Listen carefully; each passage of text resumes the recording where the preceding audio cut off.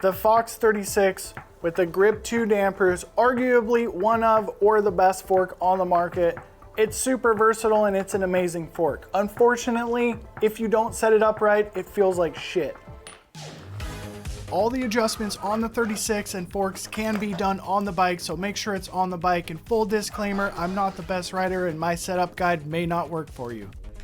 This video is only for the Fox 36 GRIP2. The 38 is a far different fork, so don't think that's going to apply. Let me tell you, there's absolutely no shortcuts to setting up a Fox 36 GRIP2 damper. So use every resource you have. Fox has an excellent tuning guide. Click the 2019 one if you have an older fork. Make sure you identify what fork you have before you start. Staple that packet of old school papers because they haven't made an app yet. Now, before you start, it's super important to weigh your beer belly because you may have changed since the last time you weighed yourself. Briefly consult the Fox tuning manual. It's actually one of the most accurate tuning manuals I've ever used. Once you've identified the critical mass of your beer belly, consulted the manual briefly, I recommend using a highlighter to recommend your intended settings because I can't tell you how many times I've used the wrong fork. As we see, we have a Fox 36 Rhythm, and it does not apply to this fork because they have different air springs. Inside of the 36 setup guide, we have some basic recommendations for the high and low speed rebound. If you just want to play it simple, use the Fox settings.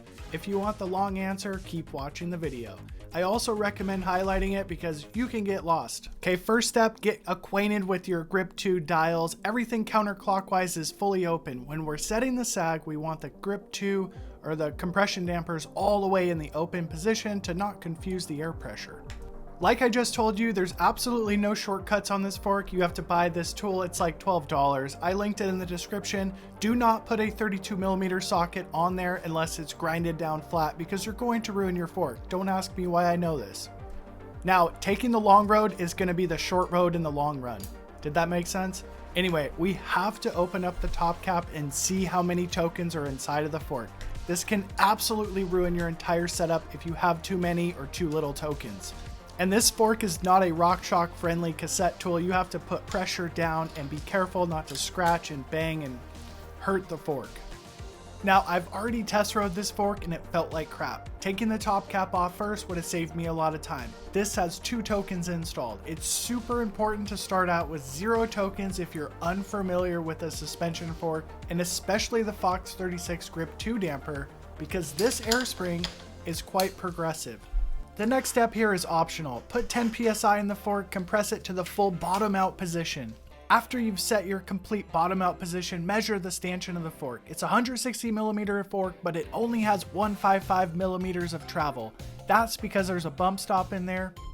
Now, some people are gonna get mad here, but I'm gonna do 20% of 155mm because that's a usable travel. Some people will say to use 160mm, the total travel, but I use the usable travel, up to you. Now there's 2 settings here. We got an e-bike version and a non-e-bike version. This is my first time on a GRIP2 damper, so I'm gonna start with the lower pressure. Let's see how it goes. Now, after you got your air pressure, it's time to inflate. Make sure you depress the fork a couple times while you're inflating it to equalize the large negative air chamber. This is not a RockShox product, so it's super important. If you made the handy dandy cardboard tool, it makes life easier in the long run. That buttery smooth Kashima coating and large negative air chamber makes setting sag super easy because you get an accurate measurement every time you sit on the bike. It's not that choppy RockShox feel. Final step before we go ride. I recommend flipping the bike upside down if you're a dummy like me and get confused. It makes setting the rebound a lot easier. Now, Fox's rebound settings are almost always correct or very close. Make sure you highlight it to not get confused. Now, turn both knobs fully clockwise to the fully slow position before setting the clicks. So when it comes to rebound, it has a lot to do with air pressure. To make it simple, the bigger the beer belly, the slower the rebound. Because of my large mocha frappuccino belly, it's telling me to run a pretty darn slow rebound, 3 from slow and 2 from slow. Now count the clicks counterclockwise, 1, 2, 3 for low speed. That's a pretty darn slow rebound. If you're lighter, it's gonna be more clicks. The high speed adjuster is a little tricky because it moves the low speed and it's hard to feel the clicks. As far as the compression goes, we set that into the fully soft setting in the beginning, and I recommend just leaving it there while you're setting the rebound. If you start adjusting both, things get really confusing really quick, and that's why a lot of people hate Fox. They don't want to put the time in to get a better ride.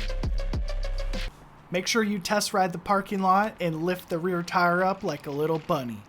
Now focus on how the rebound feels when you hit the jumps. If you don't hit jumps, just ride the fastest trail you can, because we are trying to focus on the high speed and the low speed rebound settings. I have all the Fox's recommended settings plugged into the fork right now, and it honestly feels really good once I took the token out of it. Only when you become more advanced you can tune the fork off a feel. If it feels good at this point, just call it good. And remember, you can only make the fork feel the best on one style of trail. Wherever you have the most fun, set it up for that. I personally have the most fun on Blue Flow Trail, so that's why I want my fork to ride. Every single fork is different, even if it has the same damper. So when you're dealing with a lighter duty fork like a 36 instead of a 38, don't be afraid to go slower on the rebound. So clockwise is slower. We're gonna try one click. One click slower on low speed, and definitely full slow on the high speed rebound. I'm a heavyweight rider. Heavier you are, the slower rebound you want to go. Think about forks like people. The small guys, they need to be slowed down. So here's my current settings. We're gonna go do that test lap one more time. Now the high speed and the low speed rebound are very well related. So don't think that one's gonna be different from the other. They're just like complementing each other. I just recommend riding the fastest possible trail you can when setting the rebound. This way, you will feel the safest when you go out of your comfort zone. Very satisfied with my rebound settings, so let's move on to compression. Knobs. We're gonna start in the middle, add 5 clicks. After many years of mountain biking, like 3 whole years, it took me that long to understand and feel compression when tuning a fork. If you want the short answer, add 3 clicks if you're a lightweight rider, 6 clicks of low speed if you're a heavyweight rider. Only when you become more advanced you can actually feel it. It prevents the fork from diving, and the GRIP2 is such a good damper it doesn't really need low speed compression, it's just enhancing your ride. After grabbing a couple clicks, head out onto your favorite trail. If it feels like it's diving, add some low speed compression. If it feels like it's choked up, like you're not able to get through the travel, you need to back it off. Low speed and high speed compression are very related. It is very important to adjust the low speed first because it affects the high speed.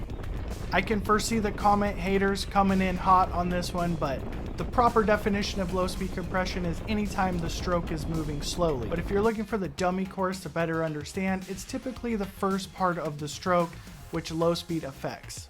Kind of like the breakaway tension of the fork. There's certain instances when it can affect the upper part of the stroke, but it's kind of a rare instance. Setting your base low speed compression setting on your favorite trail is very important because when you ride different terrain, it's not going to feel as good. And finally, once it feels good, leave it alone. We're almost done stroking the shaft. The last adjustment is the high speed compression, and also tokens after that, but you're probably not going to need tokens or high speed compression. What you want to do is find a huck to flat like this, land as heavy as you can, and then add 1 click of high speed compression as necessary. I ended up with fully soft high speed compression and 0 tokens in this Fox 36. I'm riding a 57-pound bike and I weigh 214 pounds. So unless you're an extremely talented athlete, you're not going to need any high-speed compression. And everything I just told you is completely irrelevant because the shock is more important than the fork. So you have to watch this Fox Float X video on the screen right now.